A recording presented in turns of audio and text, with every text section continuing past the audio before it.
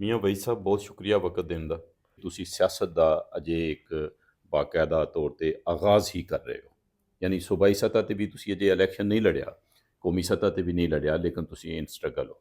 ਇਹੀ ਗੱਲ ਹੈ ਨਾ? ਮੇਰਾ ਖਿਆਲ ਹੈ ਕਿ ਸਾਡੇ ਸ਼ਾਇਦ ਗੱਲ ਇਹੀ ਸਮਝੀ ਜਾਂਦੀ ਹੈ ਕਿ ਸਿਆਸਤ ਜਿਹੜਾ ਬੰਦਾ ਇਲੈਕਸ਼ਨ ਲੜੇ ਉਹ ਹੀ ਹੈ, ਲੇਕਿਨ ਮੇਰਾ ਖਿਆਲ ਹੈ ਕਿ ਪਾਰਟੀਆਂ ਦੇ ਵਿੱਚ ਰਹਿ ਕੇ ਜਾਂ ਪਾਰਟੀਆਂ ਦੇ ਨਾਲ ਚੱਲ ਕੇ ਜਿਹੜਾ ਅਸਲ ਤੇ ਕੰਮ ਉਹ ਹਾਂ, ਹੈ। ਹਾਂ, ਹਾਂ।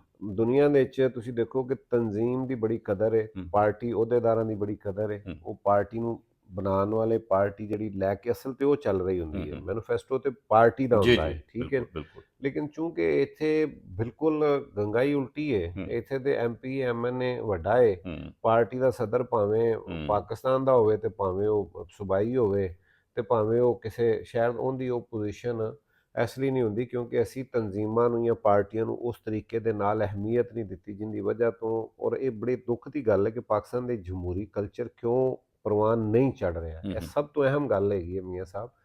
ਜਿਸ ਵੇਲੇ ਇੱਕ ਪਾਰਟੀ ਦਾ ਲੀਡਰ ਕਹੇ ਟਿਕਟ ਮੈਂ ਦਿਆਂਗਾ, हुँ। हाँ। ਮੁਜ਼ਾਕਰਾਤ ਜਿਹੜੇ ਨੇ ਤੁਸੀਂ ਭਾਵੇਂ 100 ਬੈਠਕਾਂ ਕਰ ਲਓ, हुँ, ਮੈਂ ਜੋ ਕਵਾਂਗਾ हुँ, ਉਹ ਹੋਏਗਾ। हुँ, हुँ, ਇਸ ਤਰ੍ਹਾਂ ਤੇ हुँ, ਨਹੀਂ ਹੁੰਦਾ। हुँ, हुँ। ये डेमोक्रेटिक ਇਹ ਇਹ कल्चर तो ਇਹ नहीं है ਨਹੀਂ ना? ਹੈ ਨਾ। ਇਸ ਵਜ੍ਹਾ ਤੋਂ ਮੈਂ ਸਮਝਦਾ ਵਾਂ ਕਿ ਜਿੰਨੀ ਦੇਰ ਤੱਕ ਤੁਸੀਂ ਆਪਣੇ ਤਨਜ਼ੀਮੀ ਜਿਹੜੇ ਤੁਹਾਡੇ ਮਤਲਬ ਅਹੁਦੇਦਾਰਾਨ ਨੇ, हुँ, ਤੁਹਾਡੀ ਜਿਹੜੀ ਤਨਜ਼ੀਮ ਹੈ ਉਹਨੂੰ ਤਗੜਾ ਨਹੀਂ ਕਰਦੇ, हुँ। ਉਨੀ ਦੇਰ ਤੱਕ ਮੈਂ ਨਹੀਂ ਸਮਝਦਾ ਕਿ ਜਮਹੂਰੀ ਕਲਚਰ ਪ੍ਰਵਾਨ ਚੜ ਸਕਦਾ ਤੇ ਕਿਸੇ ਵੀ ਮੁਲਕ ਦੀ ਜਮਹੂਰੀਅਤ ਅੱਗੇ ਜਾ ਸਕਦੀ ਹੈ। ਇੱਕ ਨਵਾਂ ਆਦਮੀ ਜਿਹਦੇ ਅੰਦਰ ਜਜ਼ਬਾ ਹੈ ਮੁਲਕ ਦੀ ਖਿਦਮਤ ਕਰਨ ਦਾ, ਕਮਿਟਮੈਂਟ ਹੈ ਕੋਈ, ਉਹਦੇ ਵਾਸਤੇ ਕੀ ਮੁਸ਼ਕਲਾਤ ਸਮਝਦੇ ਹੋ ਕਿ ਸਿਆਸਤ ਦੇ ਮੈਦਾਨ ਦੇ ਵਿੱਚ ਇਸ ਵਕਤ ਉਹਨੂੰ ਫੇਸ ਕਰਨਾ ਉਹ ਪੈ ਸਰ ਰਿਹਾ? ਉਹਦੇ ਲਈ ਮੁਸ਼ਕਲਾਤ ਇਹ ਨੇ ਕਿ ਚੂੰਕਿ ਹਾਲੀ ਅਸੀਂ ਉਹ ਰਵਾਇਤੀ ਜਿਹੜੀ ਇੱਕ ਸਿਆਸਤ ਹੈ, ਜਿਹੜੀ ਇੱਕ ਮਤਲਬ ਖਾਨਦਾਨਾਂ ਦੇ ਵਿੱਚ ਹੈ, ਜਿਹੜੀ ਇੱਕ ਮਤਲਬ ਇੱਥੇ ਉਹ ਜਿਹੜਾ ਕਲਚਰ ਅੱਜ ਤੱਕ ਹੈ ਵੇ ਸਿਫਾਰਸ਼ੀ ਔਰ ਤਾਲਕ ਵਾਸਤਾ ਔਰ ਉਹ ਸਾਰਾ ਉਹਦੇ 'ਚ ਬਰਾਦਰੀਆਂ, ਹਾਲਾਂਕਿ ਹੁਣ ਤੇ ਕਾਫੀ ਚੀਜ਼ਾਂ ਇਹਦੇ ਤੋਂ ਅੱਗੇ ਜਾ ਰਹੀਆਂ ਨੇ, ਹੁਣ ਹੂੰ, ਫਰਕ ਆ ਰਿਹਾ। ਹੂੰ, ਲੇਕਿਨ ਹਾਲੀ ਵੀ ਸਾਨੂੰ ਵਕਤ ਲੱਗੇਗਾ ਕਿਉਂਕਿ ਜਿੰਨੀ ਦੇਰ ਤੱਕ ਇਹੋ ਹੀ ਚੀਜ਼ ਵਾਸਤੇ ਲੋਕ ਇਮਰਾਨ ਖਾਨ ਦੇ ਪਿੱਛੇ ਗਏ ਸਨ, ਗੱਲਾਂ ਉਹਨੇ ਸਾਰੀਆਂ ਇਹੋ ਹੀ ਹੂੰ, ਕੀਤੀਆਂ ਹੂੰ, ਸਨ। ਹੂੰ, ਲੇਕਿਨ ਦੁੱਖ ਦੀ ਗੱਲ ਹੈ ਕਿ ਜਿਸ ਵੇਲੇ ਅਹੁਦੇ ਦਿੱਤੇ, ਜਿਸ ਵੇਲੇ ਵਜ਼ਾਰਤਾਂ ਦਿੱਤੀਆਂ, ਹੂੰ, ਜਿਸ ਵੇਲੇ ਉਹ ਸਾਰੇ ਹੀ ਕੰਮ ਕੀਤੇ ਔਰ ਉਹਦੇ ਆਪਣੇ ਇਰਦ ਗਿਰਦ ਜਿੰਨੇ ਲੋਕ ਸਨ, ਹੂੰ। ਬਦਕਿਸਮਤੀ ਦੇ ਨਾਲ ਉਹ ਹੀ ਲੋਕ ਸਨ ਸਾਰੇ ਰਵਾਇਤੀ ਜੋ ਸਨ। ਪੁਰਾਣਾ ਬਾਕੀ ਪਾਰਟੀਆਂ ਦਾ ਕਲਚਰ ਰਿਹਾ ਉਸ ਤੋਂ ਹਟ ਕੇ ਕੁਝ ਵੀ ਨਹੀਂ ਹੋਇਆ। ਹੂੰ, ਹੂੰ। ਇਹ ਸੂਰਤ ਹਾਲ ਜਿਹੜੀ ਹੈ ਨਾ ਉਹ ਮੇਰਾ ਖਿਆਲ ਹੈ ਕਿ ਬਹੁਤ ਜਿਹਨੇ ਡੈਮੇਜ ਕੀਤਾ ਹੂੰ, ਹੂੰ, ਪਾਕਿਸਤਾਨ ਦੀ ਹੂੰ। ਸਿਆਸਤ ਨੂੰ। ਪਾਕਿਸਤਾਨ ਦੇ ਵਿੱਚ ਬਾਕੀ ਸਭ ਦੀ ਮੁਸ਼ਕਲਾਤ ਦਾ ਜ਼ਿਕਰ ਹੁੰਦਾ ਹੈ। ਸਿਆਸਤਦਾਨਾਂ ਨੂੰ ਕੀ ਮੁਸ਼ਕਲਾਤ ਪੇਸ਼ ਆਉਂਦੀਆਂ ਨੇ ਕਿ ਉਹ ਡਿਲੀਵਰ ਨਹੀਂ ਕਰ ਪਾਉਂਦੇ?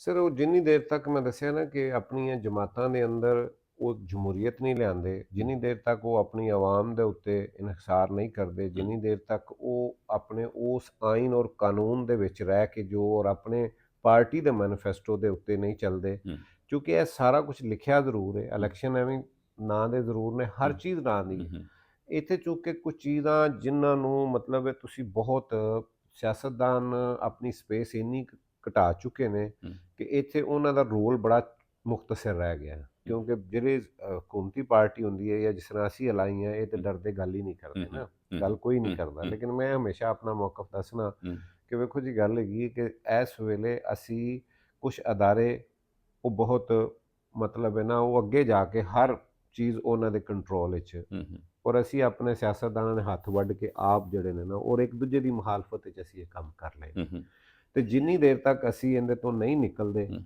ਮੈਂ ਨਹੀਂ ਸਮਝਦਾ ਕਿ ਅਸੀਂ ਉਨੀ ਦੇਰ ਜਿਹੜਾ ਨਾ ਅਸੀਂ ਕਾਮਯਾਬ ਹੋ ਸਕੀਏ। ਹੂੰ, ਜਿਸ ਵੇਲੇ ਅਸੀਂ ਇੱਕ ਕਰ ਲਵਾਂਗੇ ਹੂੰ। ਤੇ ਇਨਸ਼ਾਅੱਲਾ ਮੈਂ ਸਮਝਦਾ ਕਿ ਪਾਕਿਸਤਾਨ ਦੇ ਵਿੱਚ ਵੀ ਬਿਹਤਰੀ ਆ ਜਾਏ।